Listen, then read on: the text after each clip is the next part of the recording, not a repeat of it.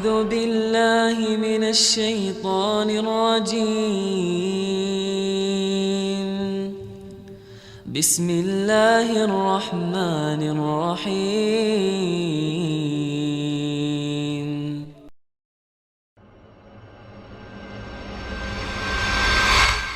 Kalau masalah Salafi Wahabi ini istilah, ya Allah, ini fitnah teman-teman sekalian. Ini fitnah. Dari mana istilah Wahabi ini? Dari mana istilah Salafi ini? Ini fitnah. Setiap sebagian teman-teman kita yang berpegang pada sunnah Nabi SAW sering mengatakan kita kembali kepada pemahaman salaf. Pemahaman salaf maksudnya sahabat. Salaf itu orang terdahulu. Dikatakan pesantren salafiyah, pesantren yang dulu, tradisional, gitu kan. Jadi itu pemahaman kembali kepada salaful ummah. Hanya itu. Begitu dikatakan kembali kepada salaf, sahabat, oh ini kelompok salafi namanya. Nisbatkan. Dari mana ini penisbatan ini, gitu kan? Kemudian Wahabi. Apa Wahabi ini? Dari mana istilah ini? Ini keluar dari mulut orang-orang yang tidak bertanggung jawab. Kalau kita lihat cirinya orang Wahabi, yang dianggap Wahabi orangnya berjenggot, jalankan sunnah Nabi. Kalau sholat ke masjid, istrinya pakai tutup aurat. Ya, di rumahnya jauh dari perbuatan dosa. Ini nih kelompok nih. Diolok-olok Wahabila. Saya pernah dimasukkan dalam grup, gitu kan? Saya lihat semuanya disatuin, teman-teman dari semua ormas ada, termasuk nama saya masuk di situ.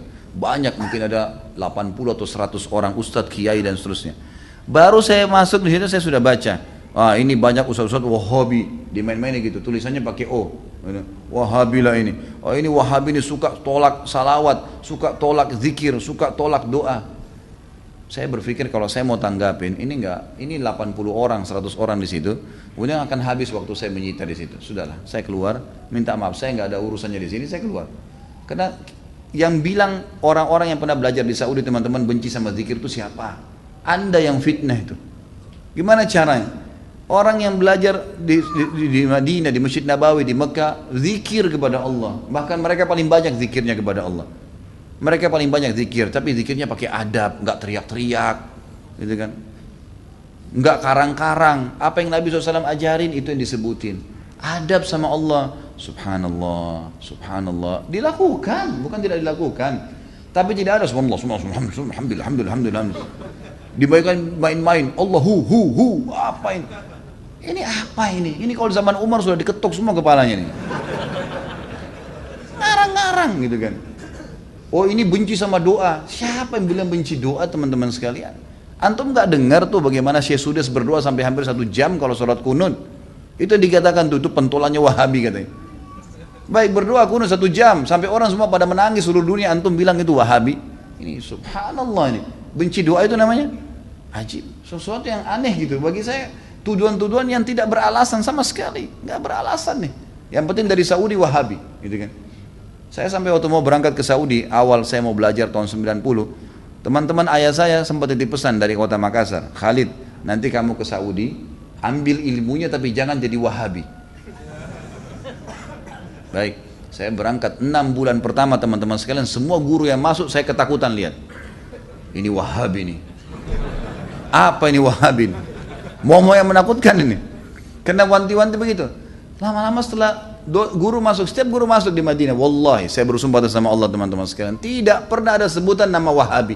Saya tidak pernah dengar kata-kata Wahabi dari mulut mereka. Wallah, yang ada cuman qala Allah, qala Rasul. Allah berfirman, Rasulullah bersabda. Wallahi, saya sumpah di sini, di masjid ini memang begitu ajarannya.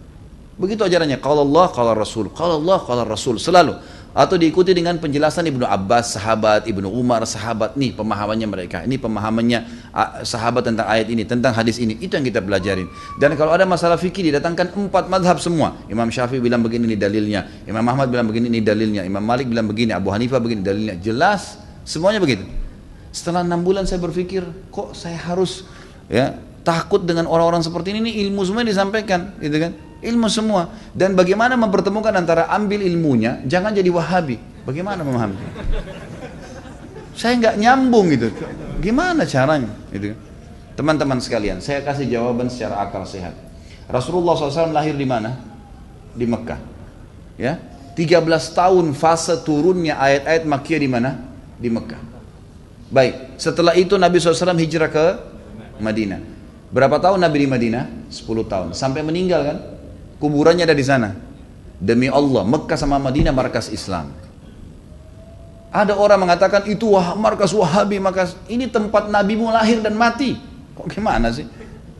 Lalu dikatakan itu ajaran yang tidak benar, yang sesat. Padahal kalau kita duduk di majelisnya ulama, ini Rasulullah bersabda, ayat Al-Quran dalam surah ini, selalu itu. Silakan saya tantang siapapun teman-teman sekalian, bukan tantang. Saya ajak anda kalau lagi umrah, yang mengatakan Wahabi, tolong anda datang ke Masjid Nabawi, Masjid Haram Mekah, duduk di majelisnya salah satu ulama situ. Coba dengarin apa yang mereka bilang. Coba jangan, atau mau bertanya silakan. Pasti mereka jawab, hukumnya qala Allah berfirman surah ini, Rasulullah bersabda begini. Itu isinya. Itulah yang mereka bilang Wahabi. Ini kemurnian agama teman-teman sekalian. Dan kalau anda tidak pertahankan kemurnian agama, lalu siapa yang mau pertahankan? Ini aneh sekali gitu. Ini luar biasa, sebenarnya harus diluruskan. Mudah-mudahan Allah berikan hidayah ya. Banyak orang Islam yang tidak faham, ya, dia kukunya masih panjang, sholatnya masih Senin Kamis, ikut-ikutan Wahabi juga. Bukannya belajar, bukannya nanya, malah ikut-ikutan. Ini fitnah di tengah-tengah kaum muslimin. Kata Nabi SAW, Yahudi terpecah 71 golongan, Nasrani 72, umatku 73, semuanya di neraka. Mampir neraka dulu, nanti masuk surga iya. Kecuali satu, nggak pakai lewat neraka masuk surga. Kata para sahabat sudah tanya, siapa itu ya Rasulullah? Apa kata Nabi? Yang berpegang pada sunnahku dan sahabatku. Nah ini yang selalu ditunjuk Salafi, Wahabi, ini yang selalu berkata Rasulullah bersahabat. Ini orang yang berpegang pada kemudian Islam. Teman-teman sekalian, berhenti dalam masalah istilah-istilah seperti ini. Ini bahaya, memperpecah umat dan macam-macam. Saya lihat beberapa di cuplikan YouTube saya, ada kata-kata di bawah. Oh ini pentulannya Wahabi nih. Ini mungkin ISIS nih. Nah ini mungkin ini nih. Ini mungkin ini nih. Padahal orang itu tidak kenal saya. Bagaimana pertanggungjawaban dia hari kiamat di depan Allah? Coba nuduh saya. Bisa ketemu sama saya minta maaf nggak? Kalau nggak ketemu, gimana coba? Saya bisa maafin, tapi dalam hukum Islam, kalau seseorang memfitnah saudaranya Muslim, menuduh sesuatu yang dia tidak punya ilmu, kan itu. Sudah dimaafin pun pada orang yang melakukan, orang-orang yang sedang difitnah, tetap hukum syar'i dia harus minta maaf. Kalau tidak, saya dapat pahala karena memaafkan, dia tetap dihukum sama Allah karena masih belum minta maaf. Variabelnya begitu kan, hukumnya begitu. Orang mencuri, yang itu, kemudian dia tidak kembalikan haknya orang, tetap dihukum, nggak bisa. Maka teman-teman berhenti dari fitnah ini. Kita ikut-ikutan, ini dikatakan teroris, oh kita juga ikut-ikutan teroris semua. Ini garis keras, ini kita katakan garis keras. Belajar. Kita punya mata bisa melihat, telinga bisa mendengar, hati bisa berpikir, bisa merenungi. Dengar dong dulu, gitu kan? Apa yang disampaikan? Kalau disampaikan benar, terima. Kan itu. Teman-teman yang dituduh dengan istilah ini hanya betul-betul kembali kepada kemudian Al-Quran dan Sunnah. Itu. Coba hadiri pengajiannya pasti selalu kalau Allah, kalau Rasul. Kalau Allah, kalau Rasul. Ini ajaran Islam teman-teman. Gak pernah ada perkataan kata kiai saya, kata guru saya, kata gini, kata gitu. Gak pernah. Anda boleh ikuti ceramah saya, kalau saya pernah katakan ini kata si fulan ini sudah jauh. Kalau Allah, kalau Rasul.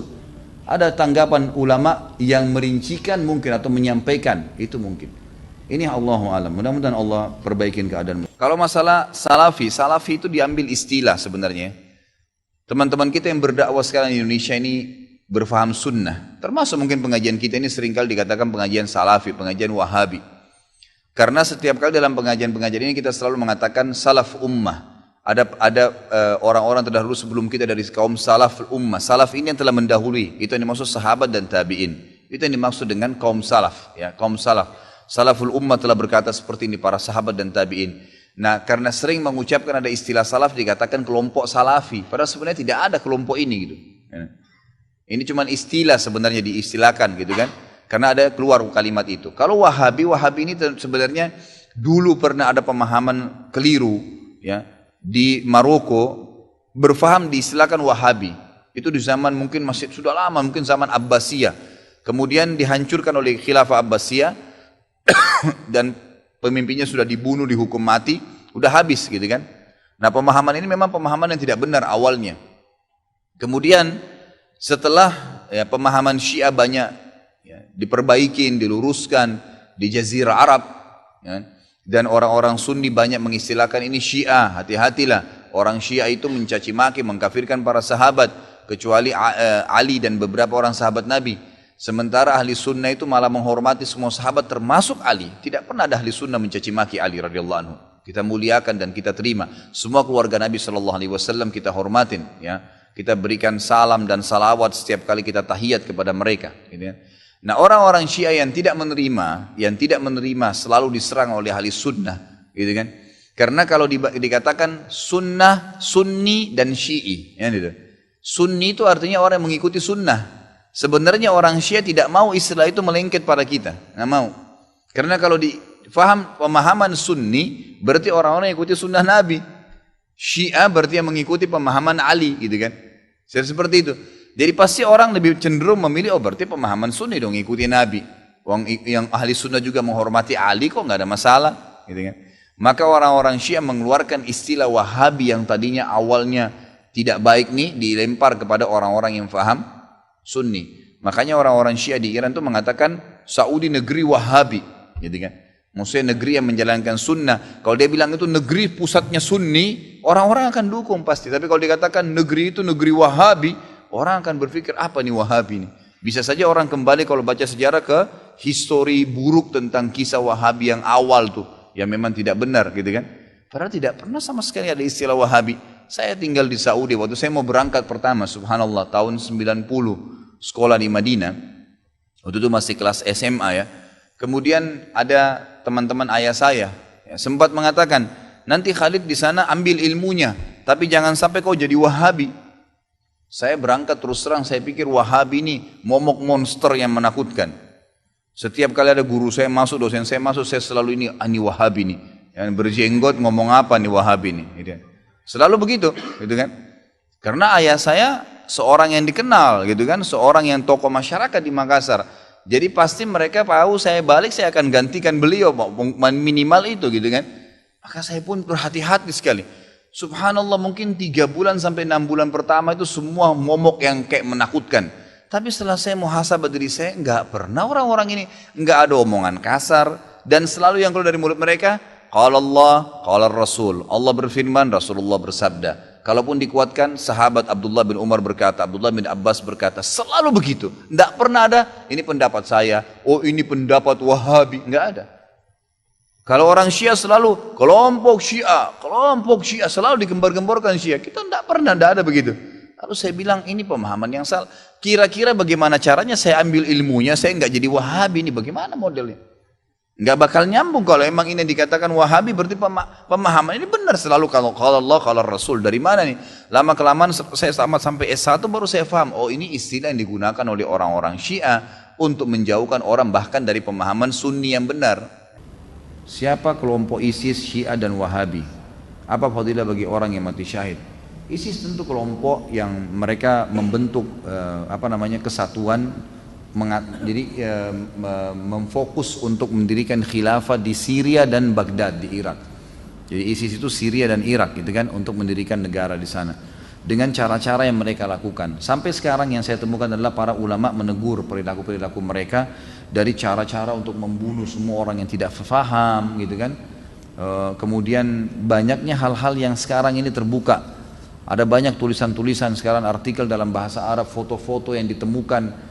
Jadi pimpinan-pimpinan mereka ini bersatu satu sama yang lain. Jadi seakan-akan sengaja dibentuk untuk meributkan umat Islam ini, gitu kan?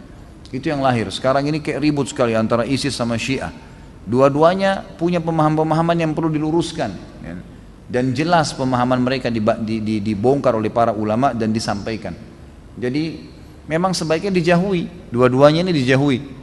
Kalau masalah Wahabi itu istilah yang digunakan oleh orang-orang Syiah untuk meredam dan membuat kaum muslimin tidak menyukai orang-orang yang mengikuti sunnah Nabi. Karena yang dikatakan Wahabi itu orang yang malah sibuk dengan mengikuti sunnah Nabi.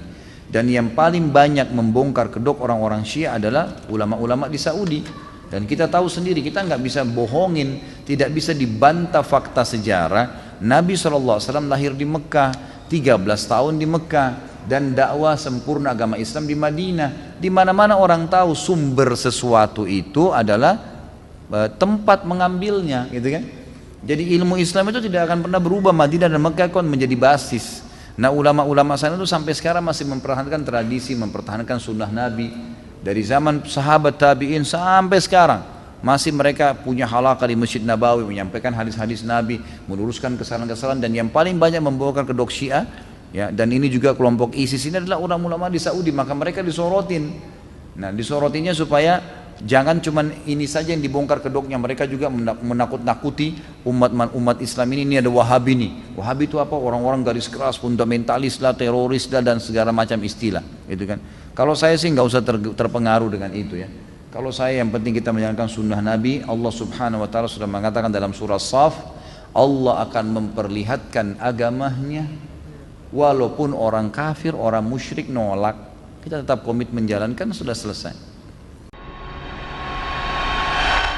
أعوذ بالله من الشيطان الرجيم بسم الله الرحمن الرحيم